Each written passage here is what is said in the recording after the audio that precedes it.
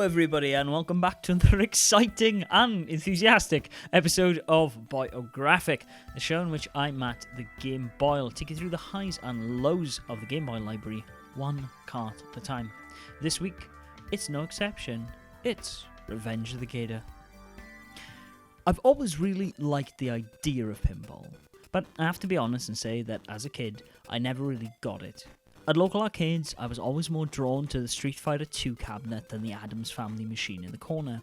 When I sometimes ventured over to the tables, drawn by the Attract mode on Terminator 2 or the like, I always found the experience wanting. I felt then, as I do now, while the game does require a high degree of skill, a lot of a good pinball run also relies on a lot of luck for not having the ball career down the centre of the board and through the areas your flippers can't reach. In my latter life, I've come to terms with the fact that there is beauty in the ingenuity of the mechanics needed to make a pinball table great. Oddly though, in spite of my lack of interest in physical pinball machines, I've always enjoyed the idea of pinball video games, especially when it comes to games that try to marry the idea of pinball with interesting game mechanics, like Yoku's Island Express, or games that make pinball tables impossible by means of mechanical boards alone, just like HAL Lab's Revenge of the Gator. Of course, the world of pinball, both physical machines and their digital equivalents, have moved on a lot since 1989, the year HAL Labs released their first pinball game for the Nintendo Game Boy. But for its time, Revenge of the Gator is a pretty good game. Pinbaru Roko Ju Roko Hiki no Wani Dai Kashin, to give the game its Japanese title, which translates as Pinball, the Great 66 Alligator Parade, offers no clear indication why this game's table is gator themed. So, whether the alligators are seeking vengeance or out on parade isn't really relevant. All you need to know is this table's got bite. With only one table, Revenge of the Gator is a relatively simple pinball experience. There's no end state. Just like any good pinball game, you're primarily playing to get points and the glory of getting your name on the leaderboard. Naturally, to do this, you're trying to keep each of your 3 starting balls alive long enough to rack up as many points as you can by using the left and right flippers. The left you control with the D-pad, and the right with either the A or B button. The game does only have one table. The action takes place across 4 different screens. Of course, this being a video game and not a physical machine allows Revenge of the Gators to take a few liberties. Like additional bonus stage sections of the course only available via various warp points around the level that would probably be a bit tricky to pull off in a real pinball machine. The table does have to rely on transitions between screens rather than one continuous scrolling playing field, but they're short enough as to not make the gameplay feel disjointed. Some of the more video gamey aspects of Revenge of the Gator, such as the slot machine that affects your bonus multiplier on the second screen, or the Breakout-esque egg smashing of the third screen, all actually come from HAL's earlier pinball efforts. The Breakout Sections were something HAL had experimented with not only on their work for Nintendo's Pinball, but it could also draw on their earlier Commodore 64 Pinball Spectacular, which is arguably neither spectacular nor a pinball game.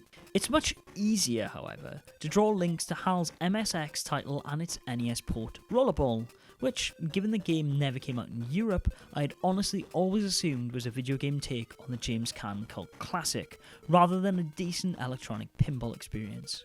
Not only does the game feature the same roulette-style system to determine multipliers, but the Revenge of the Gator composer, Hiroaki Suga, also worked on the MSX original.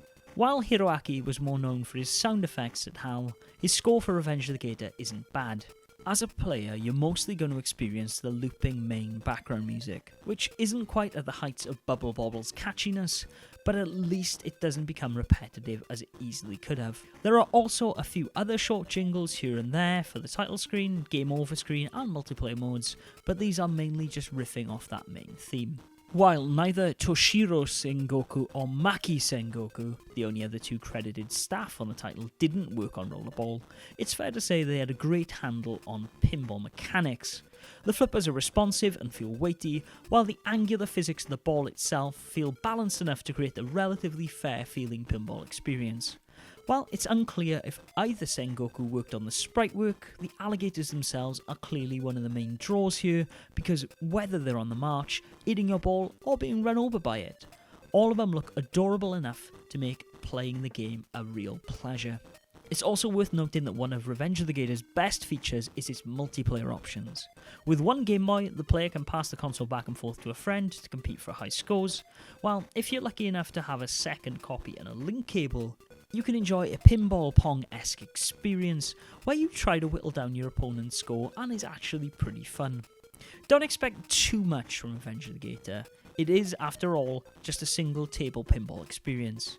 And while you'd be tempted to look at games that came after it, both on home consoles and the Game Boy itself, Revenge of the Gator is still an impressive title with an incredibly high level of polish considering its early appearance on the Nintendo Game Boy. And that brings us to the end of another Boyographic, ladies and gentlemen. I hope it was worth the wait. If you liked this episode, please let me know in the comments down below, and be sure to check me out on Twitter and Facebook. Until next time, Game Boys and Girls, where I'll probably be back with a Game Boy Color game. Game on.